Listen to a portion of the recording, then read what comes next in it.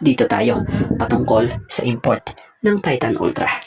So tila hindi magpapaiwan sa pagkuha ng malakas na import ang Titan Ultra dahil balitang itong si Michael Gilmore nga ang kanilang ninanais maging import para sa team ng Titan dito nga sa PBA Commissioner's Cup di Season 50 ng Liga.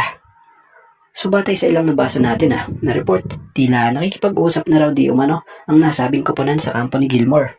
So sa mga hindi nga po familiar sa kanya, eto ngayon, ako na magsasabi sa inyo para sa opinion dito.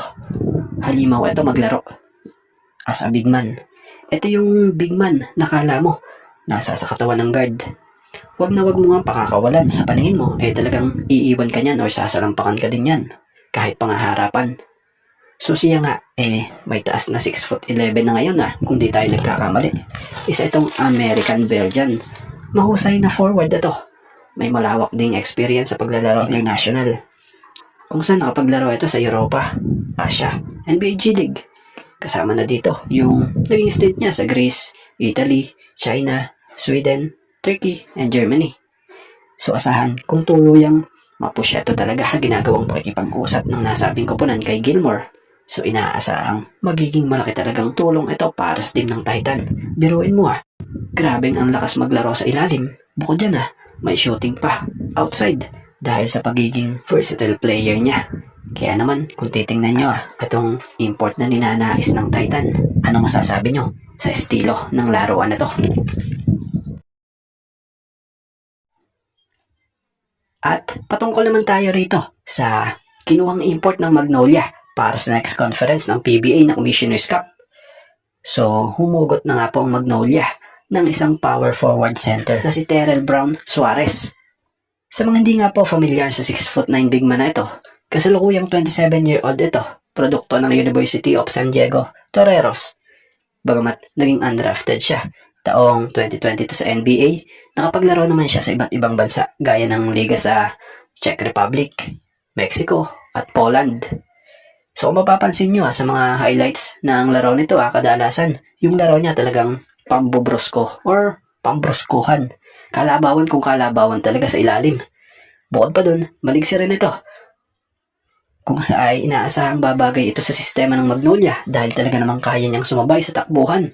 So isa nga ang import nga na ito sa bagong mukha sa PBA na import ng Magnolia ngayong PBA Season 50 Commissioner's Cup.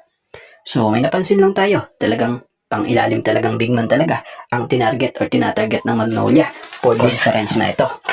Dahil kung di nyo nga po matatanong gusto rin pala ng Magnolia na kuning import yung Jonathan Williams na kung saan naging dating import ito ng Fuel Masters na tinanghal noong PBA Best Import sa Season 48 ng PBA. Kaya lang hindi umano ito available. So kung titingnan nyo naman para namang di rin naman nagkakalayo ang estilo ng laro ni Terrell Brown Suarez kay Jonathan Williams kung titingnan. So ano masasabi at opinion nyo sa tinalakay natin ito? At dito tayo sa player na first time na magiging teammate ni Justin Brownlee sa Ginebra na siyang paniguradong magbe-benefits talaga kasama siya. So ito nga si Norbert Torres. Kilala naman natin kung gaano talaga ka-shooter ang isang big man na si Norbert Torres. So looking forward tayo sa ipamamalas na laro nito sa PBA Commissioner's Cup dahil panigurado, ibabangga ito sa mga naglalakihang import dito sa liga. So asahan na mas gaganda pa naman ang pupwedeng laruin nito this upcoming conference lalo't kasama niya ang resident import ng Barangay Ginebra at Gilas naturalized na si Justin Brownlee. Dahil alam naman natin or alam naman ng nakararami na team player talaga itong si JB. Kumbaga siya yung import na di lang puro opensa. Sinasama niya talaga at pinagtitiwalaan yung mga teammate niya. Kumbaga alam ni JB kung anong kakayahan na meron itong mga teammates niya. So ngayong magsasama na nga ang dalawang ito sa iisang koponan, alam na natin panigurado ang mangyayari. Posibleng manalasa sa opensa itong si Norbert Torres kung saan pwedeng maset upan ito nitong si JB ng magagandang assist para sa magandang opensa gamit si Norbert Torres. Gaya ng ginagawa niya noon pa sa teammate niya noon dito sa Ginebra. So first time na magkakasama ang dalawang ito sa iisang koponan. So ano masasabi nyo? At bago nga ang lahat, baka naman po pwedeng makahingi ng isang subscription para sa ating channel or pakifollow na rin po kung nagustuhan nyo ang ating mga basketball update.